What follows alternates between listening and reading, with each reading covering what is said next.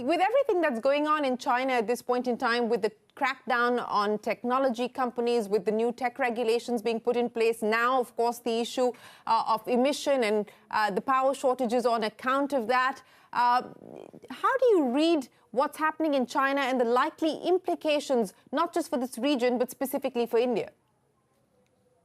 Well, I think Mukesh mentioned supply chains. I think it's a great opportunity for India to build off the $5 trillion, about $1 trillion from the relocation of supply chains.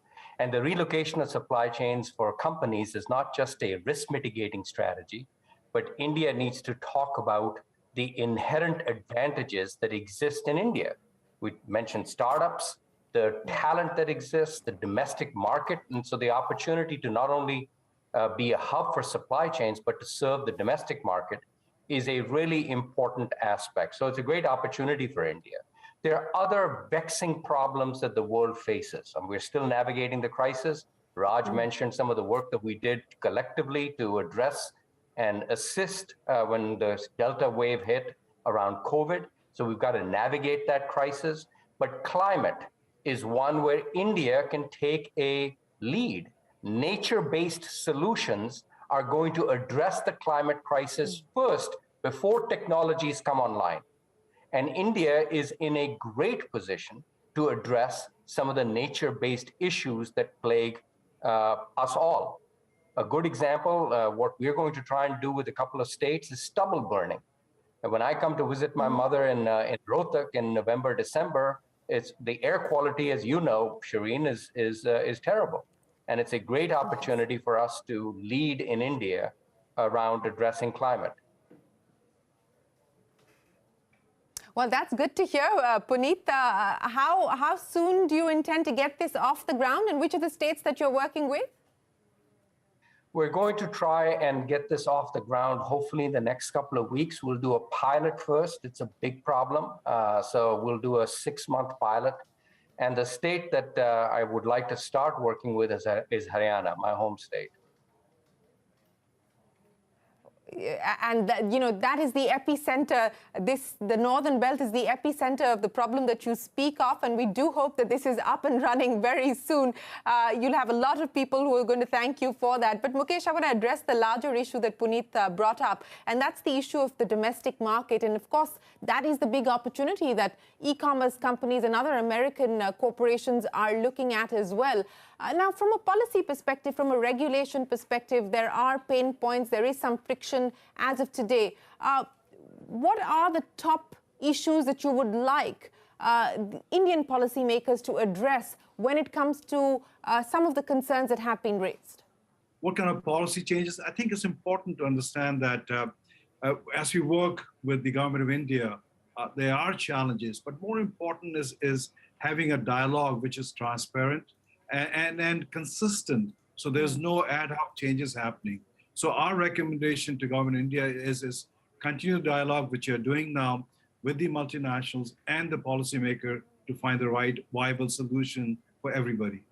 Raj, let's build on where we currently are and where you believe the opportunities lie as we look at the future, and the role that the private sector in both countries can play. While a trade deal at this point in time continues to be elusive, and I'll get each one of you to comment on why you believe that's the case, what role can the private sector on both sides play to take and build on the current momentum?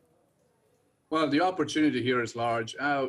We are very, very bullish on India, and the domestic market is very large. We actually just inked an equity and a commercial partnership with one of the startups which is growing so fast. Is Delivery, and so we think there's a win-win solution there.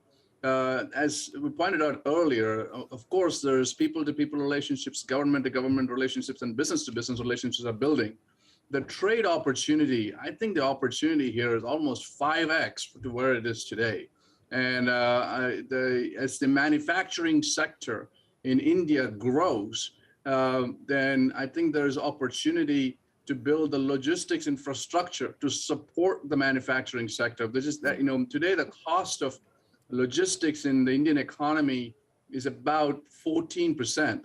In the US, that number is about 8%. So there's a significant opportunity to streamline logistics. The manufacturing and logistics should go hand in hand.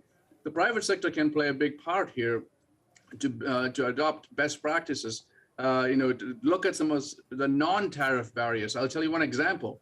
When we landed the plane with the vaccines in Mumbai, it took us 45 minutes, literally, to get the plane unloaded onto trucks and onwards. Just imagine that on a regular basis, that we have these paperless clearance systems set up to go, and we can provide solutions and systems to make that happen. So there's a lot of opportunity to streamline the soft infrastructure to support the logistics, which in turn supports manufacturing, and really expand the relationship between US and India to a whole another level in terms of the trading relationship. Yes, Punit, since we're talking about private sector activity on both sides and areas of future collaboration, both from an M&A perspective, inbound as well as outbound, where do you believe opportunities lie? Which are the sectors that you believe we are likely to see activity on both sides? Well, I'd like to really make a quick point on what John was saying before I answer your question.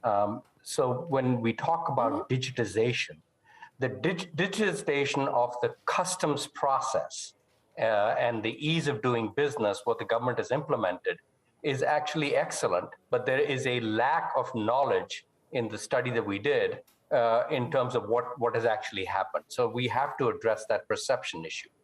I think sticking to the core competence, what India is very good at, so the technology space, the startup investments that John talked about, certainly the Make in India, where India becomes a manufacturing hub.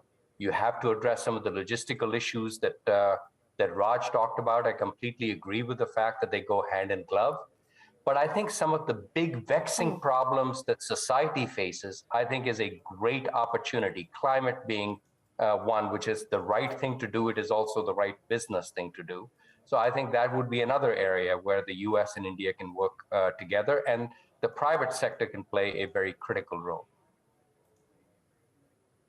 Yes, that is the hope, that we will see deeper collaboration between both sides, especially on areas that require urgent intervention, climate change being one of them. But Mukesh, why is it that we continue to see an elusive trade deal? The expectation was that perhaps we would have seen at least a small trade package go through. In fact, that was, I think, the big disappointment of the former ambassador, Ken Juster, as well.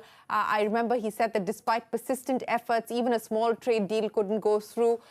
Do you have any hope that there is going to be a possibility of one anytime soon? Well, Shireen, when you look at the priorities of Biden administration, it's about healthcare and domestic economic agenda.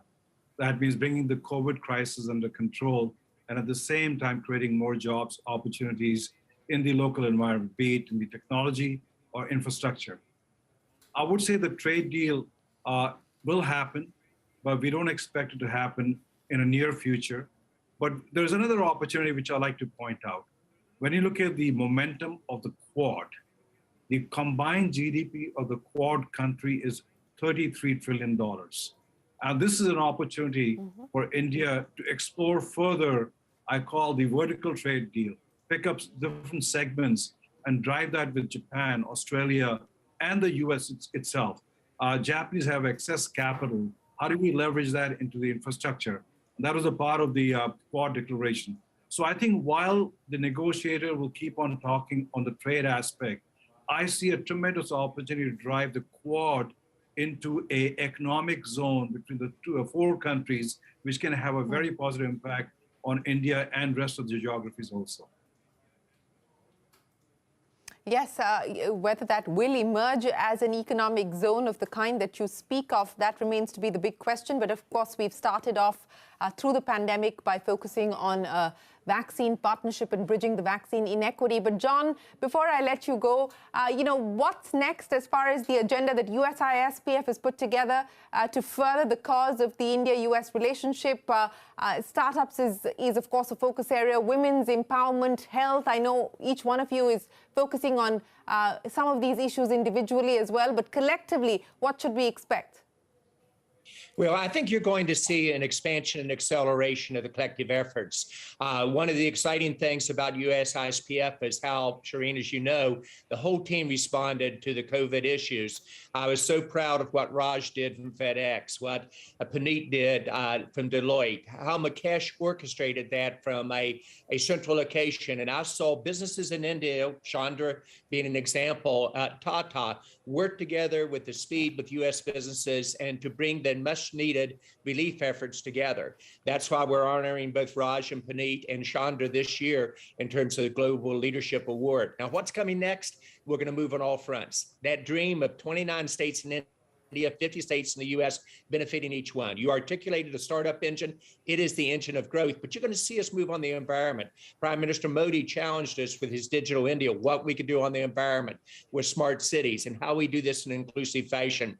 And so I think you're going to see literally India become the second largest economy in the world, and I think potentially the largest. You will see the U.S. and India work together, business leaders to dream together and to make dreams come true.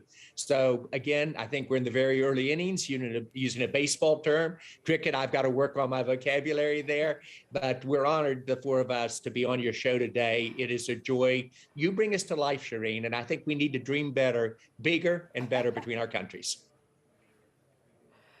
Well, we couldn't have asked for a better opening lineup, gentlemen. You've come out batting with a straight bat on what is a difficult pitch as of today, but you've done a great job. Congratulations, Raj and Punit, for the Global Leadership Award. And, of course, congratulations to N. Chandrasekaran as well, the chairman of Tata Sons. Thanks very much, gentlemen, for joining us here today to talk about where we currently see the US-India relationship and, more importantly, the opportunities that lie ahead. We wish you and the ISPF the very best of luck. Mukesh, John, Punit and Raj, many thanks for joining us today. We will take a break here on the Global Dialogue. Don't go anywhere. We're back with a lot more right after this break.